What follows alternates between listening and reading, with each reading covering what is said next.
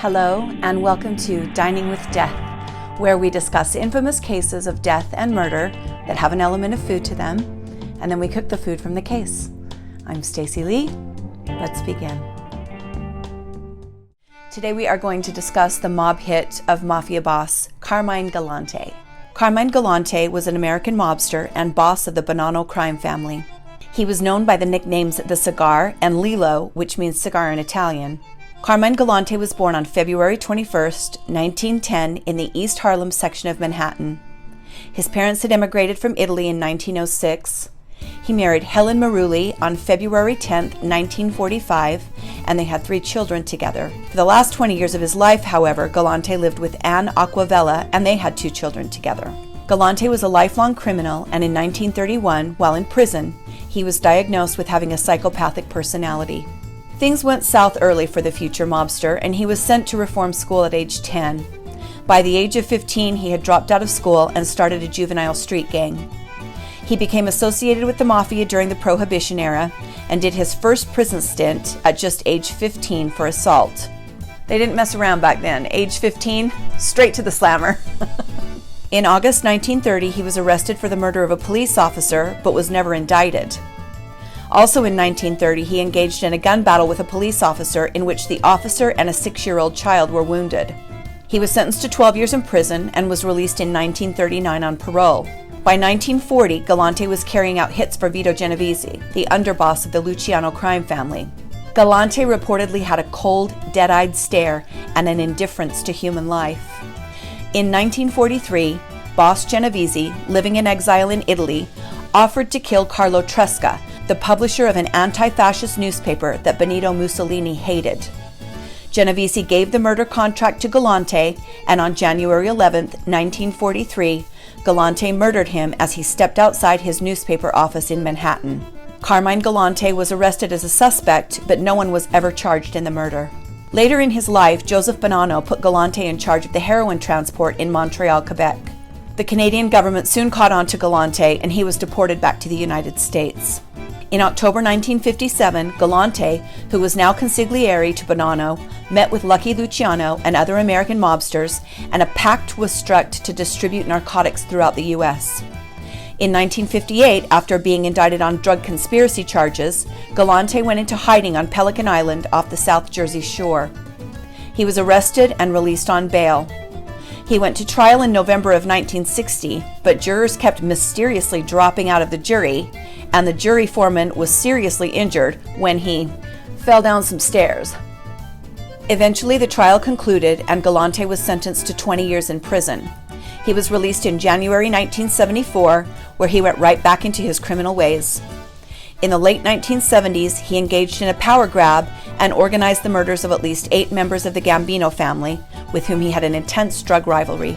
The New York crime families were alarmed at the brazen attempt to take over the narcotics market. It was then that Genovese crime family boss Frank Thierry began contacting Cosa Nostra leaders to build a consensus for Galante's murder. Galante thought he was untouchable. "No one is going to kill me," he said. "They wouldn't dare." Even a police officer was quoted as saying, "Not since the days of Vito Genovese has there been a more ruthless and feared individual. The rest of them are copper. Galante is pure steel." However, on July 12, 1979, Galante had just finished eating lunch on an open patio at Joe and Mary's Italian-American restaurant located at 205 Knickerbocker Avenue in Bushwick, Brooklyn. Galante was dining with Leonard Coppola, a Bonanno capo, and restaurant owner and cousin Giuseppe Turano, a Bonanno soldier. Also sitting at the tables were Galante's Sicilian bodyguards, Baldassare Amato and Cesare Bonaventure. At 2:45 p.m., 3 men wearing ski masks entered the restaurant, walked into the patio, and opened fire with shotguns and handguns. Galante, Turano, and Coppola were killed instantly. Galante was flung off his chair by the bullets and into the tomato patch behind him. The 2 bodyguards, Amato and Bonaventure, did nothing to protect Galante, and they were left unharmed. That's when you know you've gone too far and everybody hates you. When even your bodyguards turn on you. Carmine Galante died as he lived, with a large cigar in his mouth. Richard Kuklinski, the Iceman, we've talked about this guy before. He claims to have murdered everyone from Kennedy to Lincoln to all of the mobsters during his lifetime. Who knows if this guy really did it or not, but we're back to him and he's taking credit again. Kuklinski said he was among the gunmen, but this guy, like I said, takes credit for everything. Carmine Galante was refused a funeral mass by the Roman Catholic Archdiocese of New York and was buried at St. John's Cemetery in Middle Village, Queens, New York. The group had just dined on fish, salad, and wine. So today we are going to make pesca spada alla siciliana and arancia e pinocchio insalata. My Italian is awful. That's swordfish with tomatoes, capers, and olives, and orange and fennel salad. It's a traditional Sicilian meal and very well could have been what Carmine Galante was eating as his last meal. So stay with me as we go dining with death. We are ready to cook. We are going to make pesca.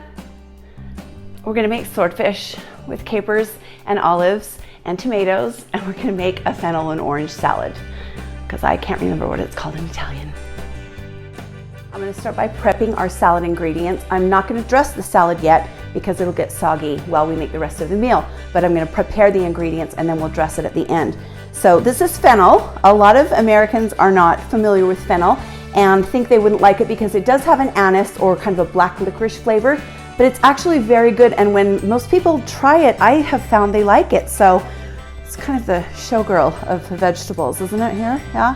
But we're going to get rid of all of that and just use the bulb. It's got a bottom end on it that we don't want. Yeah, I'm 49, same. We're going to slice this very thin, and you can use a nice sharp knife if you've got one, but I happen to have a mandolin, so I'm going to use my mandolin. You're going to cut that so it fits down onto the little spikes.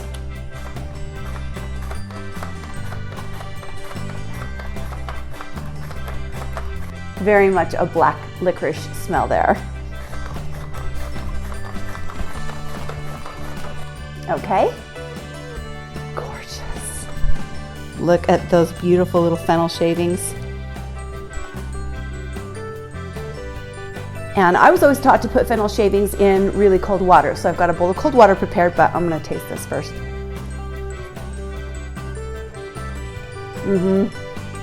It is so good. It's a little bit like cabbage,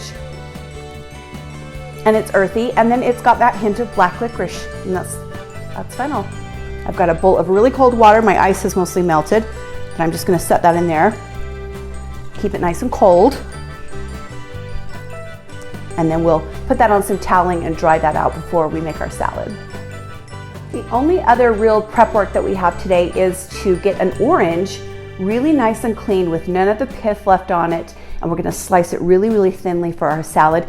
A lot of times I would supreme an orange, but this recipe called for it to be done like this, and I actually had to put these recipes into Google Translate because they were in Italian. I'm trying to be really authentic, so I'm following the recipe.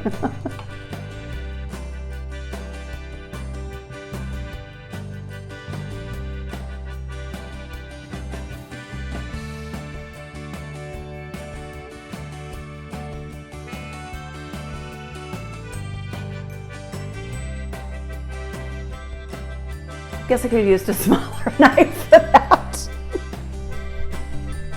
You need a really sharp knife for this one, and I'm actually going to half mine because that seems like a really big piece of orange in a salad to me. So I'm going to half this, and then the bonus is you get to take out that little piece of pith in the middle too if you half it. So, and then we're going to make really thin slices.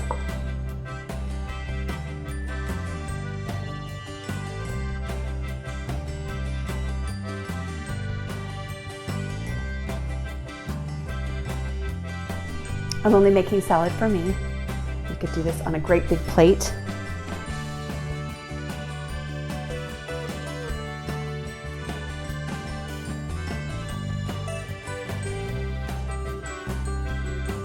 And that's going to be the base of the salad. So it's a little bit different than salads we're used to here in the States where we, put lettuce in and stuff on top of it. This one starts out with a layer of beautiful little orange slices.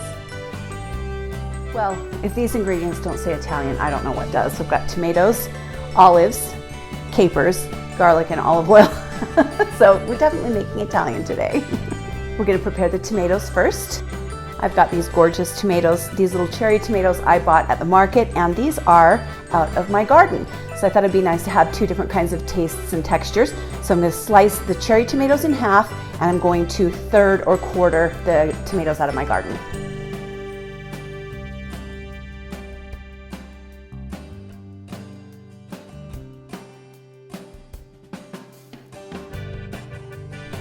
There's a beautiful bowl of cut tomatoes. The garden tomatoes, you can always tell garden tomatoes, right? You can just always tell they're just a little fresher and they have that plant smell.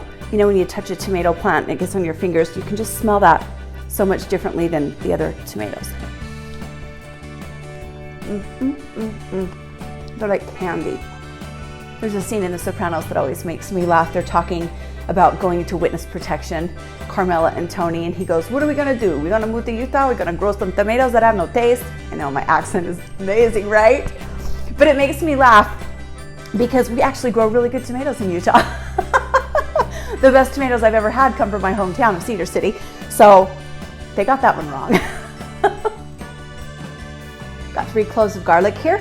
We're gonna give those a mince to go in with our fish.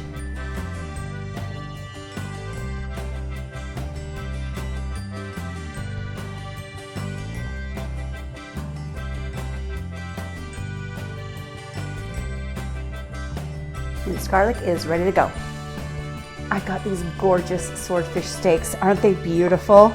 Swordfish is such a firm, meaty fish. It's really nice to work with. But aren't those beautiful? I can't wait to taste this. Okay, my pan is almost hot. I'm gonna add some olive oil. We're going to put our tomatoes in and sear them just until they're warm and starting to sweat out all their juicy goodness. Just a little salt and pepper.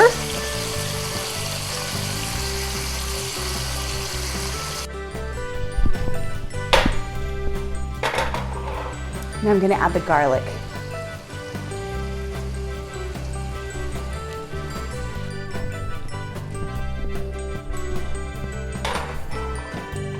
Oh, is there anything like tomatoes and olive oil and garlic in a pan? It just has such a distinctive smell that just says good things are on their way.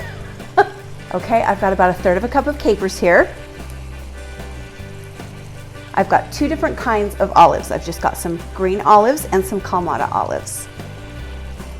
I did rinse those to remove a little bit of the salt from them. Olives are always going to be salty, but just to take that really, really salty bite off of them. Okay, it's only been cooking for about 2 minutes, but that's enough. So I'm going to take these off and set them aside, and we're going to cook our fish. Okay, let's add some fresh olive oil to the pan. This recipe says to put it in just as is, no salt or pepper. And again, I'm following the recipe because this is a Sicilian meal and I want it to be as authentic as possible. Put these gorgeous swordfish steaks in.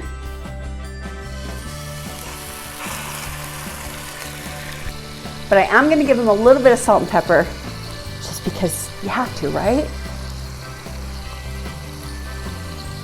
This swordfish is going to cook very quickly, so we're just going to let it sear until we can kind of feel it start to firm up.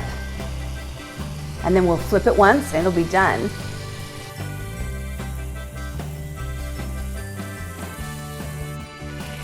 Okay, let's flip these.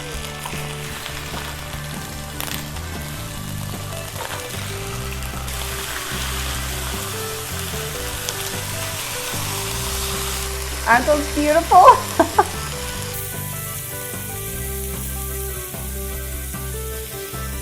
The fish is done. We're going to pull it off of the heat, retoss our garnish, and then throw our salad together.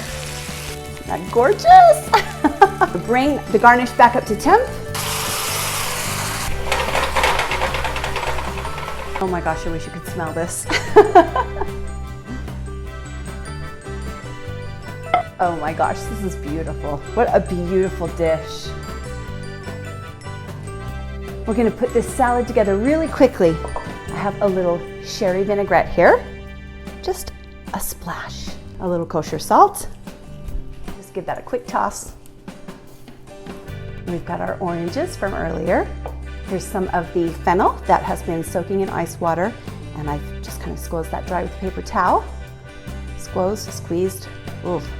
I've got some beautiful little baby mint leaves, and we're going to set those around on the salad as well. And finally, some slivered almonds. So let's put a little bit of the arugula down, some fennel,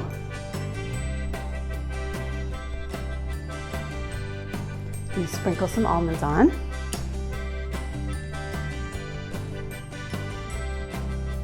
And garnish with a few mint leaves. Gorgeous.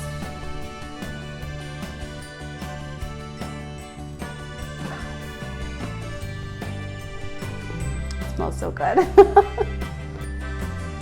This is kind of a family style plating for the fish dish, so I'm going to take a little portion of it and then we're going to try the salad.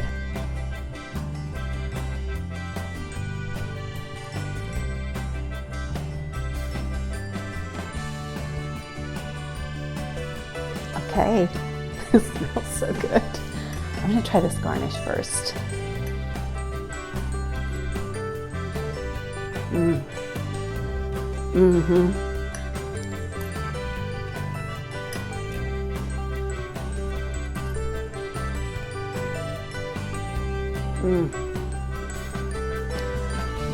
That is very simple, but it's very luxurious. The olive oil makes it rich, and it's so clean and basic that there's like an elegance to it, I guess. It's very, very good.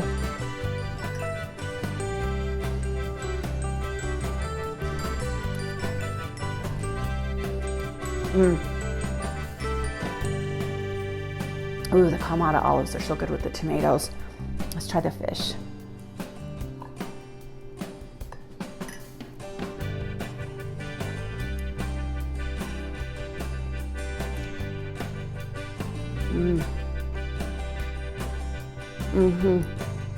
Swordfish is it eats like meat.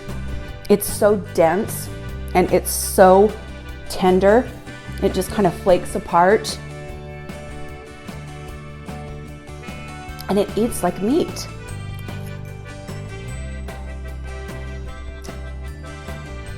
It's so good and it's juicy. Let's try them together.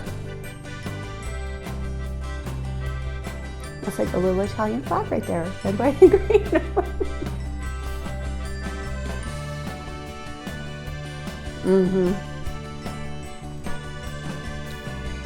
I've never had this. I will be making this again. This is incredible. It's very, very good. Okay, let's taste this salad. I'm actually really excited for this. I'm a big salad person. When they give me like a handful of iceberg and a sad little not ripe tomato, I'm like, don't insult salad. Salad is wonderful. Salad's amazing. Don't insult salad by calling that salad. This is a salad. I want everything in my bite, so give me a sec.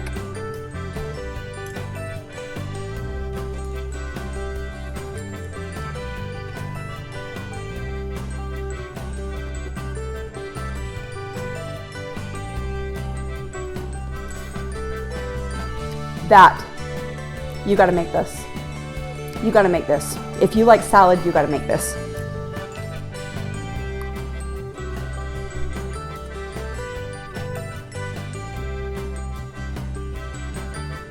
That is one of the best combinations I've ever had in a salad. The orange and the fennel are so good together. The little bitterness from the arugula and the crunch of the almonds, just that little tiny bit of sherry vinaigrette is perfect. A little bit of sea salt. That is a keeper. That one's going in. What's left of up here? It's really good. You got to make this.